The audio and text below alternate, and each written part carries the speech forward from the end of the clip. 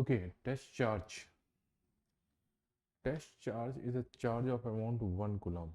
ठीक है, इसका यूज़ क्या है? इसका यूज़ है किसी भी पॉइंट पे इलेक्ट्रिक फील्ड निकालने के लिए इसका यूज़ होता है। जैसे एक सिचुएशन कंसीडर करिए, ये एक चार्ज Q1 है और इससे r डिस्टेंस पर एक चार्ज Q2 है। ठीक है, ये पॉजिटिव 1 कूलम का होता है। तो इनके बीच में फोर्स कितना है? F equal to 1/4 pi epsilon naught Q1 Q2 by R square. Okay, अगर इस केस में वो बोलता है what is the electric field due to Q1 at the point Q2, तो फील्ड E इक्वल टू कितना हो जाएगा? E इक्वल टू हो जाएगा F/Q2। ठीक है, तो टेक्निकली यहाँ पे क्या हुआ? 1/4 pi epsilon not Q1/r² into 1 coulomb. यानी यहाँ पर अगर एक 1 कूलम का चार्ज होगा तो उस पर लगने वाला फोर्स एंड उसके डायरेक्शन को, मान लेता हूँ कि ये पॉजिटिव है तो ऑफकोर्स यहाँ पे direction on 1 coulomb is in this direction, तो ये आपका इलेक्ट्रिक फील्ड हो जाएगा। तो इलेक्ट्रिक फील्ड इंटेंसिटी क्या होगा कि उस पॉइंट पे लगने वाला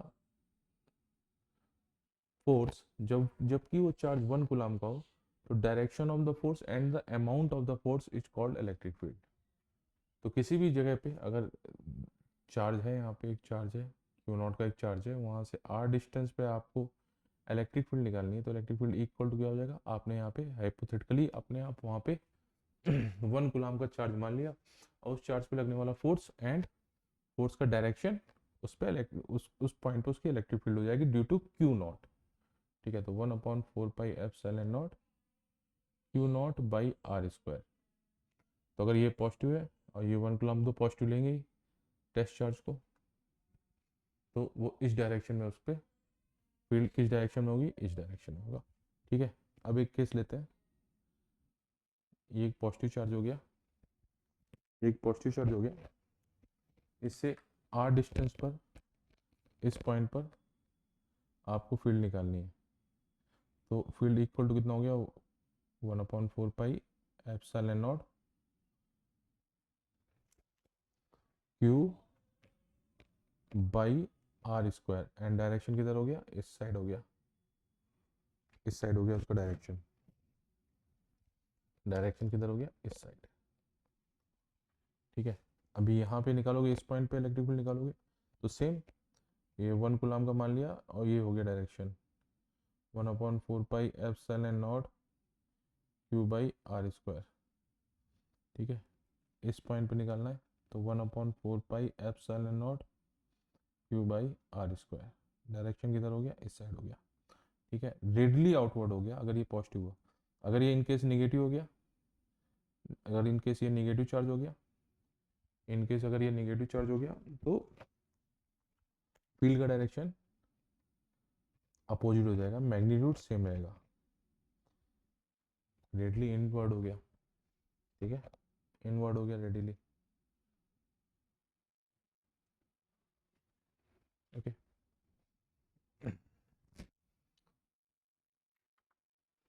ओके। अगर हम वेक्टर के टर्म में बात करें, तो ये एक चार्ज है Q1। ठीक है, इसका पोजीशन वेक्टर है R1, ये आपका x एक्सिस है, ये आपका y एक्सिस है। ठीक है, और ये R2 यहाँ पे पोजीशन वेक्टर है, और इस पॉइंट पर आपको फील्ड निकालनी है। तो इसका मतलब, अगर आपने वो वाला केस पढ़ रखा था ना, 1/4 pi epsilon not R2 - R1 Q1 Q2 by R2 - R1 के मॉडुलस का क्यूब, ये हमने पढ़ रखा था। Force in vector form. ठीक है, R2 - R1, तो ये क्या हो रहा था? यहाँ पे था the force due to Q1 on Q2। ठीक है, the force due to Q1 on Q2, तो 1 2 हो गया। तो अगर ये force due to Q2 on Q1 होता तो वो F21 हो जाता, और उस केस में क्या हो जाता, 1/4 pi epsilon not R1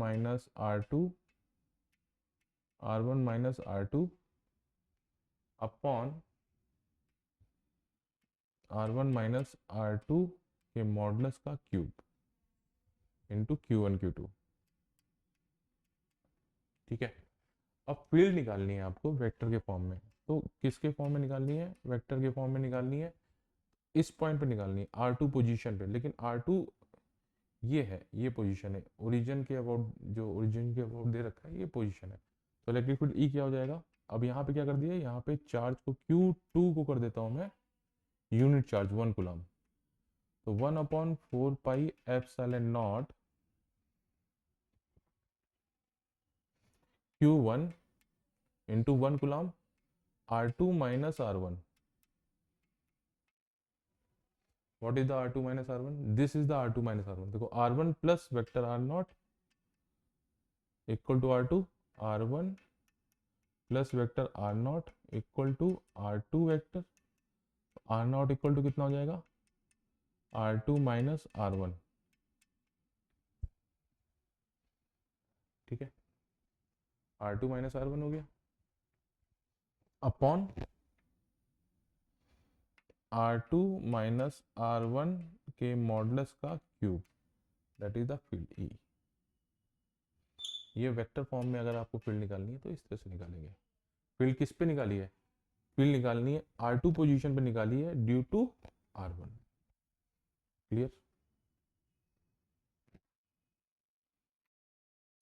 okay, question ये है कि यहाँ पर एक इलेक्ट्रिक फील्ड है and that electric field is just sufficient to hold this charge in air. Okay, उस चार्ज का एक मास दे रखा है 10 की पावर माइनस 10 माइक्रोग्राम एंड उसका मास दे रखा है 10 मिलीग्राम। तो मिलीग्राम कितना हो गया, 10 इंटू 10 की power minus 3 kg milligram, sorry, तो 10 की पावर माइनस 6 kg, 10 की पावर माइनस 6 kg हो गया। ऑफ कोर्स इस पे चार्ज निगेटिव में दे रखा है माइनस 10 इंटू 10 की पावर माइनस 6 कूलाम, और इसका वेट नीचे की तरफ लगेगा mg तो इसको नीचे की तरफ लेके आएगा। तो अगर आपने देखा तो mg इसको नीचे की तरफ लेके आएगा, तो electrostatic force Q into E ऊपर की तरफ लगना चाहिए, तभी तो वो चार्ज बैलेंस होगा। तो Q इंटू E, और फील्ड का डायरेक्शन क्या होना चाहिए, फील्ड यहाँ पर मैं आपको बता चुका हूँ कि फील्ड हमेशा, इलेक्ट्रिक फील्ड हमेशा पॉजिटिव से निकलती है और निगेटिव चार्ज की तरफ जाती है।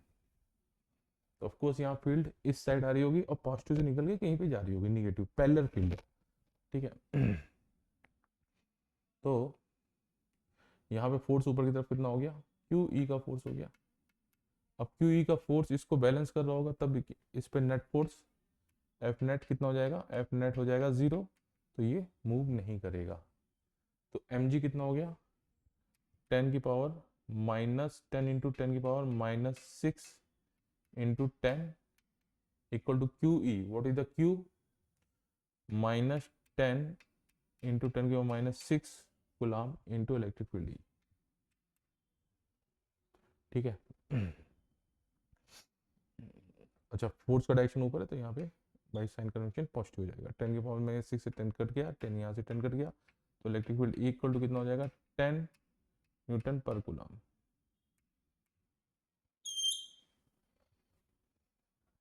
इतना फोर्स आना चाहिए, इतनी इलेक्ट्रिक फील्ड होनी चाहिए, तब वो आपका चार्ज उस जगह पे एयर में स्टेबल रहेगा।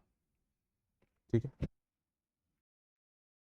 क्वेश्चन इस तरह है, 2 पॉइंट है ए, एक्चुअली में मैंने इसे एग्जैक्ट कोऑर्डिनेट्स में ड्रॉ नहीं किया है, बस मैंने पॉइंट मेंशन किए हैं। तो आप उस पॉइंट को मान लीजिए कि ये थ्री डी में है ये पॉइंट, और यहाँ पे कहीं पर है 2 पॉइंट है, एक है ए, एक है बी। बी के कोऑर्डिनेट दे रखे हैं 0,1,2, तो R1 वेक्टर कितना हो जाएगा, R1 इक्वल हो जाएगा 0 i cap plus 1 j cap plus 2 k cap.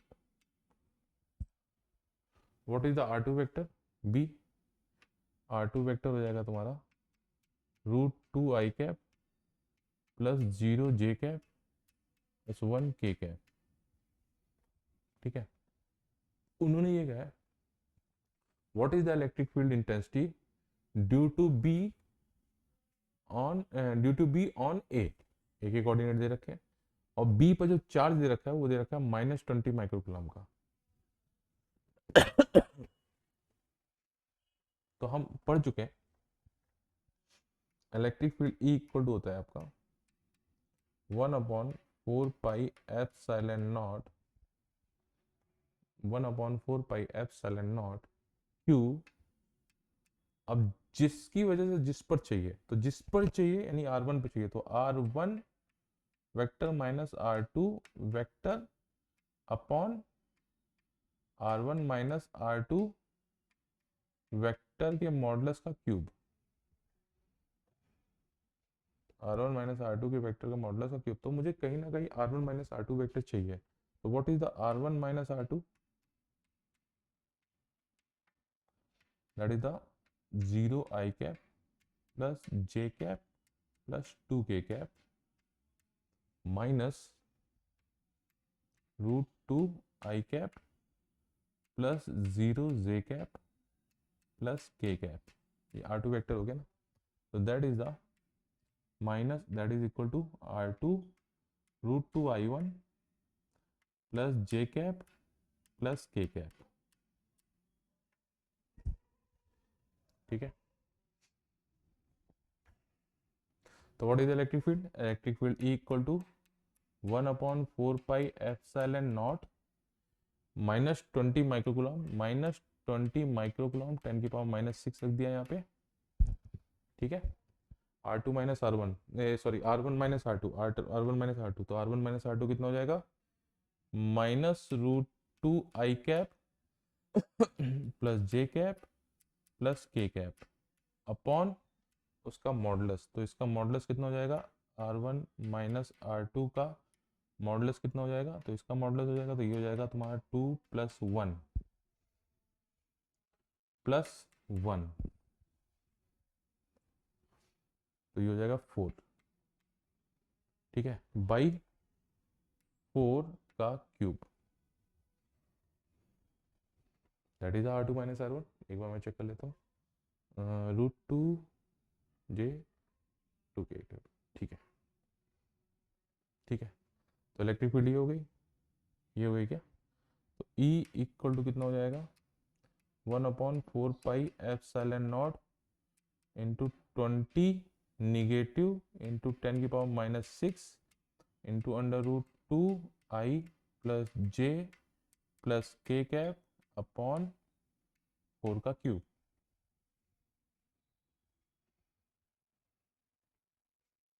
अब इस ये देखो, ये वेक्टर फॉर्म में ये वाला पार्ट वेक्टर है, ये पूरा मॉडुलस हो गया, निगेटिव में हो गया। तो आप इस निगेटिव को चाहो तो अंदर मल्टीप्लाई कर दो, तो ये प्लस हो जाएगा, यहाँ पे हो जाएगा माइनस माइनस, और ये भी हो जाएगा आपका माइनस। ठीक है, अब इसको आप और भी एक्स्ट्रा कर सकते हो, इसको यूनिट वेक्टर में कन्वर्ट कर सकते हो। यूनिट वेक्टर में क्या करोगे आप? इसके इसके मॉडुलस से डिवाइड कर दोगे और मल्टीप्लाई कर दोगे। ठीक है, तो यूनिट वेक्टर में कन्वर्ट हो जाएगा। चलिए।